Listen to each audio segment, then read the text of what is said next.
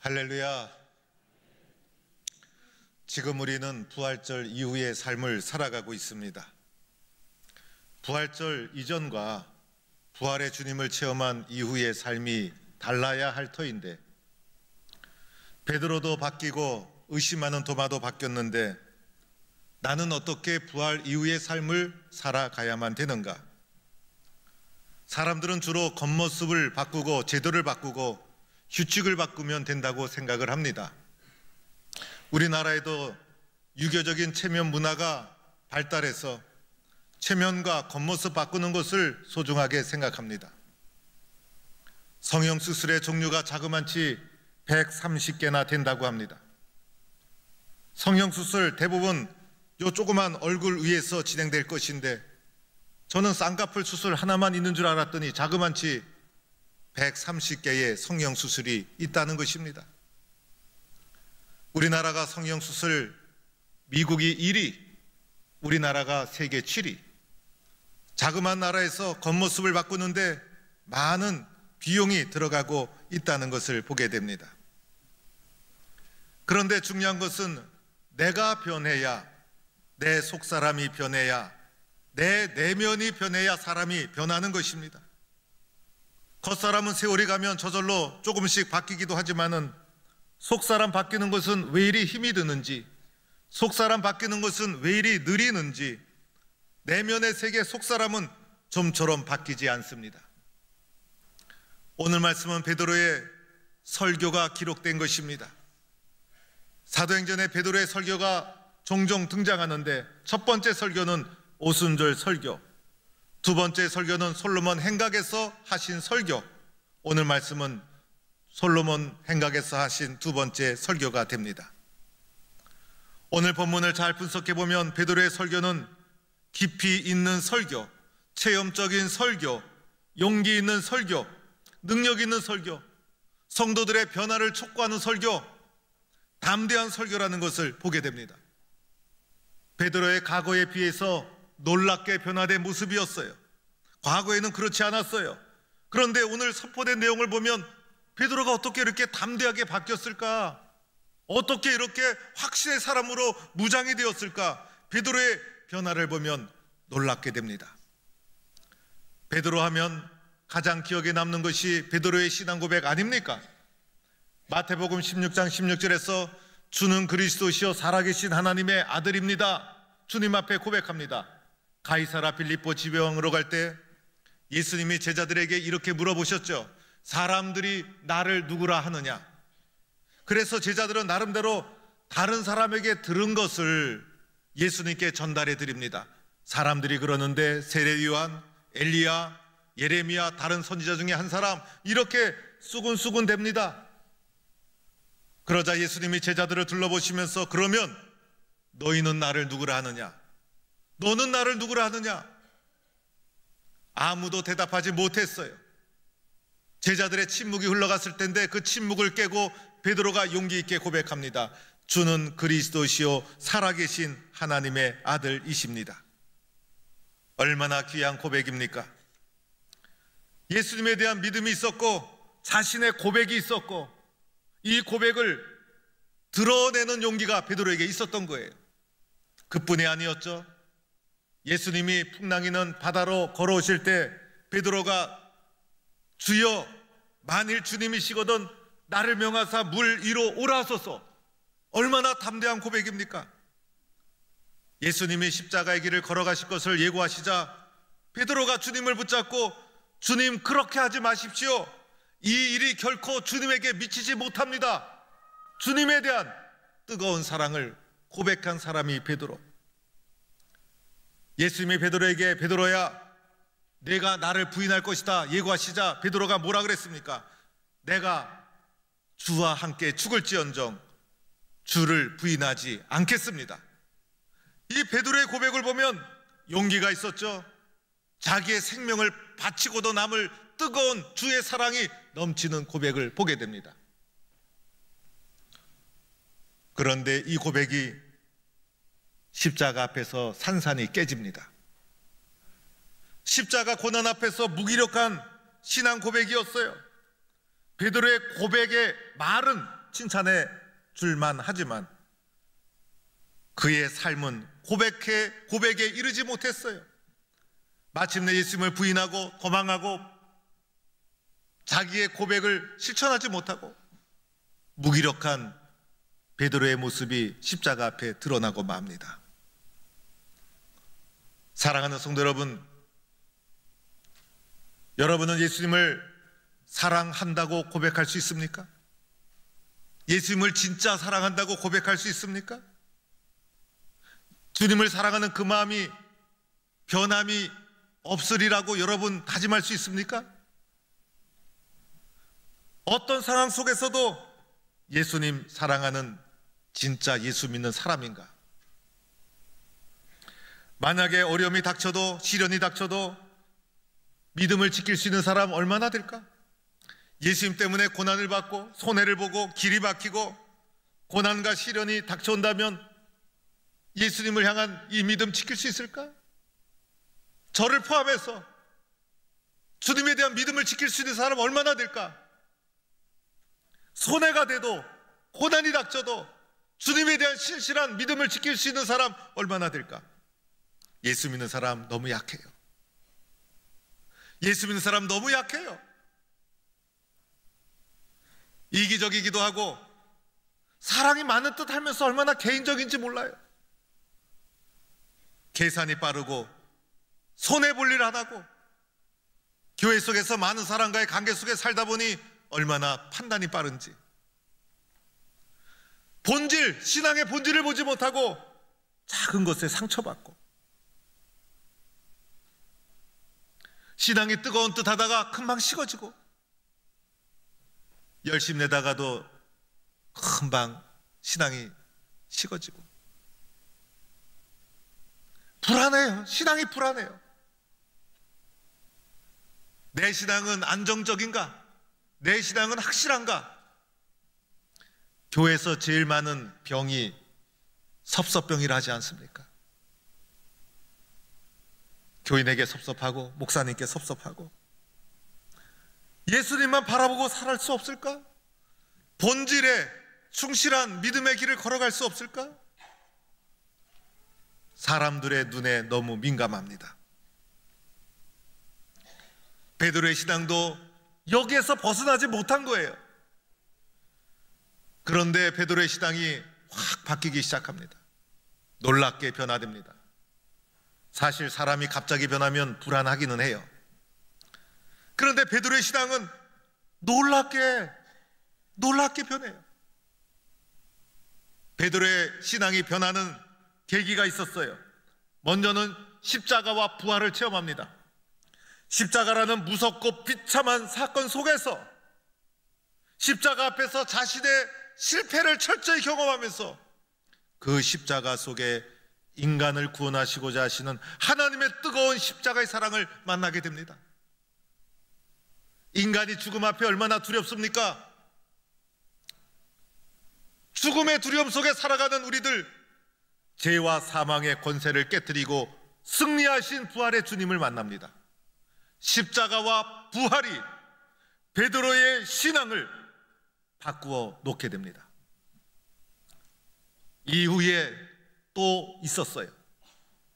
성도들이 흩어지지 않고 모여서 공동체를 이루고 뜨겁게 오로지 기도하기에 힘쓰니라.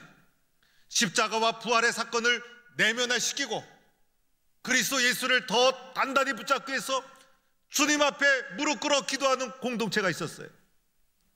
기도하다가 하늘로부터 임하는 성령을 체험합니다. 십자가와 부활과 기도와 성령 체험, 베드로의 신앙을 바꿔놓습니다. 그의 신앙이 더 단단해지고 체계화됩니다. 내면화됩니다. 물론 예수님에 대한 사랑의 고백이 밑바탕에 깔려 있었어요. 그 바탕 위에 체험적인 신앙이 보태진 거예요. 예수님을 아는 신앙에서, 예수님의 능력을 믿는 신앙으로, 예수님을 따라가는 신앙에서 예수가 그리스도임을 선포하는 신앙으로 180도 바뀝니다. 목적이 뚜렷해지고 두려움이 사라집니다. 확신의 사람이 됩니다. 나의 신앙은 예수님을 단지 아는 신앙인가? 능력을 믿는 신앙인가? 나는 그냥 교회 다니는 신앙인인가? 예수님을 체험적으로 사랑하는 신앙인인가? 나의 신앙은 십자가 부활을 통과했는가? 나의 신앙은 기도와 성령 체험이 있는가? 나의 신앙은 이론적인 신앙인가? 체험적인 신앙인가? 여러분, 중요합니다. 실제적인 신앙인가? 무기력한 신앙인가? 물어봐야 합니다. 어떻게 믿겠어요, 여러분? 오늘 말씀으로 돌아가서, 오늘 말씀은 베드로와 요한이 성전으로 기도하는 중에 성전 입구에서 거지 구걸하던 자를 만납니다. 나면서부터 앉은뱅이 된 자였어요. 베드로와 요한이 오자 무엇을 얻을까? 이 사람의 인생은 무엇을 얻는 것? 무엇을 얻고자 쳐다볼 때 베드로가 그를 주목하여 보다가 말씀을 선포합니다. 은과 금은 내게 없거니와 내게 없는 이것을 내게 주노니 나사렛 예수 그리스도의 이름으로 일어나 걸으라. 이 앉은뱅이에게 가장 중요한 문제는 구걸하는 게 아니었어요. 일어나 걷는 것이었어요. 베드로가 그에게 나사렛 예수 그리스도의 이름으로 일어나 걸으라. 놀랍지 않습니까? 놀랍지 않습니까? 나사렛 예수 그리스도의 이름을, 능력을 믿지 않으면 선포할 수 없는 선언이었어요. 확신이 없으면, 체험이 없으면, 능력에 대한 믿음이 없으면 할 수 없는 선언. 베드로는 예수님의 이름의 능력을 실제로 믿는 자가 되었다는 거예요. 그의 이름으로 선포하자 어떻게 되었습니까? 앉은뱅이가 일어서는 놀라운 기적이 일어납니다. 이 기적을 보고 수많은 사람이 모여들어요. 모여든 사람에게 솔로몬 행각에서 행한 설교가 오늘의 말씀. 오늘의 말씀 내용을 요약해보면 첫 번째로는 많은 사람은 베드로를 주목했지만은 베드로는 이 모든 사람들의 시선을 자기가 받지 않고 자신은 겸손히 낮추고 모든 시선을 예수님께 향하도록 만들어줍니다. 겸손하게 자기를 낮춥니다. 예수님을 바라보게 합니다. 여러분이요, 왜 이 일을 놀랍게 여깁니까? 나의 개인과 능력으로 이 사람을 걷게 한 것처럼 왜 나를 쳐다봅니까? 많은 사람들은 베드로를 주목했지만 베드로는 그것을 거부하고 자기를 겸손히 낮추고 나를 드러내지 않고 왜 나를 바라봅니까? 그러면서 그들의 시선을 모아서 그리스도 예수를 바라보도록 만들어줍니다. 예수님만 바라보십시오. 나를 바라보지 말고 살아계신 예수님을 바라보십시오. 그리고 두 번째로는 그 예수님을 하나님과 연결을 시킵니다. 그 예수님은 하나님께서 아브라함의 하나님, 이삭의 하나님, 야곱의 하나님, 우리 조상의 하나님, 그분께서 이 예수님을 영화롭게 하셨습니다. 예수님과 그들의 역사 속에 여호와 하나님과 예수님을 연결시키고 그 하나님께서 그의 종 예수를 영화롭게 하셨다고 연결을 시킵니다. 그리고 세 번째는 하나님께서 영화롭게 하신 그 예수님이 어떤 일을 하셨는가? 십자가와 부활을 증거합니다. 너희가 그 예수를 빌라도에게 넘겨주고 거룩하고 의로우신 예수를 거부하고 마침내 생명의 주 예수를 너희가 십자가에 죽이지 않았느냐? 그러나 하나님이 그를 죽은 자 가운데서 다시 살리셨다. 십자가와 부활, 이 십자가와 부활 속에 담긴 하나님의 구원의 사건, 이것을 그들에게 증거합니다. 그리고 마지막으로 이렇게 선포하죠. 오늘 말씀 16절 중요합니다. 그 이름을 믿음으로, 그 이름이 너희가 보고 아는 이 사람을 성하게 하였나니 예수로 말미암아 난 믿음이 너희 모든 사람 앞에서 이같이 완전히 낫게 하였느니라. 그 이름을 믿음으로, 예수의 이름을 믿음으로, 그 예수님의 이름으로 말미암아 난 믿음이 이 사람을 온전히 낫게 하였느니라. 예수님의 이름이, 그 이름을 믿는 믿음이 나면서 안진뱅이 된 자, 나면서 죄인 된 자, 이 사람을, 우리를 온전하게 하였느니라. 이것이 베드로의 설교입니다. 철저하게 예수 중심, 철저하게 예수 중심. 예수님의 이름을 믿는 믿음을 통해 이 사람이 완전히 나았다. 다른 거 아니다. 예수님의 이름을 믿음으로, 그 예수님의 이름에 능력이 있고, 그래서 나사렛 예수 이름으로 일어나 걸으라 선포한 것이고, 예수님의 이름에 능력이 있어서 그 이름의 능력을 믿는 믿음으로 이 사람이 온전케 되었다. 우리를 온전케 하는 것은 오직 그리스도 예수의 이름. 예수의 이름은 어떠한 사람이든 완전히 낫게 하는 강력한 능력이, 권세가 그 이름 안에 있어요. 나면서부터 안진뱅이 된 자일지라도, 나면서부터 죄인 된 자일지라도 예수의 이름에는 능력이 있어요. 그렇지 않습니까, 여러분? 예수 이름 외에는 우리에게 주신 일이 없습니다. 예수님을 아는 것에서, 이해하는 것에서 끝나는 것이 아니라 예수님의 이름에 능력을 믿는 성도가 되기를 축원합니다. 예수만이 길이요 진리요 생명이다. 사람을 죄로부터 구원하실 능력은 오직 예수 그리스도의 십자가 외에는 없다. 예수의 이름을 믿는 믿음이, 그분의 이름에 능력이 있어서 나면서부터 안진뱅이 된 이 자를 온전히 낫게 하였느니라. 우리가 살아가면서 겪는 수많은 문제, 누구의 이름으로? 예수의 이름으로 온전히 회복되고 치유되는 역사가 일어날 줄로 믿습니다. 예수의 이름에 있는 능력. 예수님의 이름을 생각하면 저절로 용기가 올라와요. 어렵고 힘들 때 예수님 이름 기억하면 자신감이 올라오고, 예수님 생각하면 이기지 못할 것이 없고, 예수님 이름 생각하면 두려움과 불안도 사라집니다. 나를 구원하실 분은 오직 예수님, 나를 위로해 주시는 분은 오직 예수님. 그래서 우리들의 신앙은 철저하게 예수님께 초점, 예수님 중심, 예수님의 능력을 믿는 믿음, 예수님을 깊이 사랑하면 사랑할수록 예수님의 사랑이 나에게 전달해 옵니다. 우리가 불안하고 두려운 이유는 초점이 잘못됐기 때문에, 섭섭하고 상처받는 이유는 믿음의 초점에서 벗어났기 때문에, 신앙의 초점은 오직 예수님. 그래서 예수님의 초점을 두면 둘수록 주님은 우리에게 능력이 되고 힘이 됩니다. 예수의 이름으로라는 찬양이 있죠.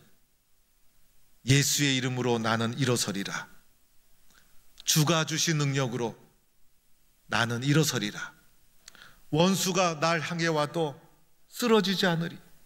주가 주신 능력으로, 주가 주신 능력으로, 주가 주신 능력으로 일어서리. 주님이 주신 능력으로 일어서는 성도가 될 수 있기를 바랍니다.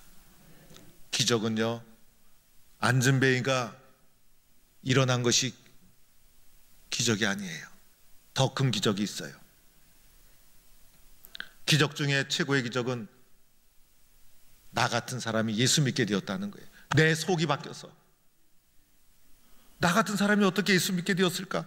나같이 의심 많고, 나같이 고집 세고, 나같이 못된 사람이 어떻게 예수 믿게 되었을까? 놀랍지 않아요? 놀라운 기적이에요. 그런데 여러분, 여기서 멈추면 안 됩니다. 그냥 교회 다니는 성도가 아니라 예수의 능력을 믿는 성도로 변화되기를 축원합니다. 예수 능력을 믿어야 돼요. 시험 없이 세상을 살아간 사람 어디 있어요? 세상 살아가는 한, 숨 쉬고 있는 한 시련과 고통과 유혹과 밀려오게 돼 있어요. 살아가는 것 자체가 시험의 연속이에요. 시험에는 두 가지가 있어요. 하나님이 주시는 시험과 마귀가 주는 시험이 있어요. 하나님이 주는 시험은 우리를 높이 높이 올리고자 하시는 시험이에요. 마귀가 주는 시험은 우리를 자꾸 밑으로 내리 땡기는 시험이에요. 이 두 가지 시험을 이겨나가야 돼요. 어떻게 이길 수 있을까요? 예수님의 이름의 능력으로, 예수님에게 초점을 두고 그 믿음으로 이겨나가는 것입니다. 그런데 문제는 어떻게 그 믿음을 가질 수 있을까? 베드로처럼 어떻게 나도 그 믿음을 가질 수 있을까? 베드로처럼 예수님 십자가 달리는 거 보는 것도 아니고, 부활하신 예수님 내 눈으로 몸으로 만지고 체험한 것도 아니고, 어떻게 이 믿음을 가질 수 있을까? 오늘 19절 말씀, 베드로가 우리에게 이렇게 촉구합니다. 첫째는 회개하라. 그러므로 너희가 회개하고, 회개 외에는 길이 없어요. 하나님 앞에 회개해야 합니다. 약해서 회개하는 것이 아니라 예수님의 능력을 믿는 자가 되기 위해서 회개하는 거예요. 하나님, 저는 잘 믿지 못했어요.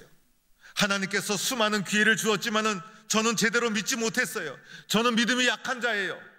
예수님의 능력을 믿는다까지 이르지 못했어요. 주님, 내 속사람, 내 내면도 더 변하고 싶어요. 예수님의 능력을 믿는 자가 되고 싶어요. 용서해 주세요. 제가 잘못 믿었어요. 더 잘 믿게 해주세요. 마음의 문을 열고 회개하는 심령을 가져야 됩니다. 주님이 말씀하셨죠? 보지 않고 믿는 자가 복되도다. 말씀을 듣고, 베드로의 증언을 듣고, 말씀의 증언을 듣고 마음을 열고 회개하고 주님 앞에 엎드리는 거예요. 성령께서 도와주십니다. 성령께서 여러분의 마음을 만져주십니다. 두 번째 해야 될 것이 있어요. 예수님께 돌이켜야 합니다. 돌이켜 너희 죄 없이함을 받으라. 가던 길을 멈추고 돌이켜야 합니다. 여러분은 어디를 향해 달려가고 있습니까? 여러분의 삶의 목적은 무엇입니까? 여러분이 그 길을 달려간 결과가 어떻게 될까요? 십자가로 돌이켜야 합니다. 예수님께 돌이켜야 합니다. 그리고 주님의 십자가 앞에서 용서를 체험해야 합니다.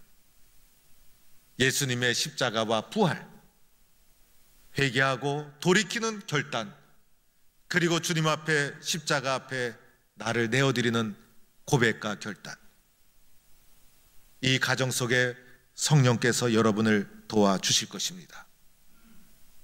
주님, 저는 예수님 외에는 소망이 없습니다. 저는 예수님만 바라보고 살겠습니다. 저는 예수님의 능력이 있음을 믿습니다. 예수님의 이름의 능력을 믿고 예수님 이름 앞세워 살아가겠습니다. 이렇게 다짐하고 고백해서 내 속사람에서 체험적인 신앙인으로, 능력 있는 신앙인으로 살아갈 것을 다짐하는 성도가 되기를 주의 이름으로 축원합니다.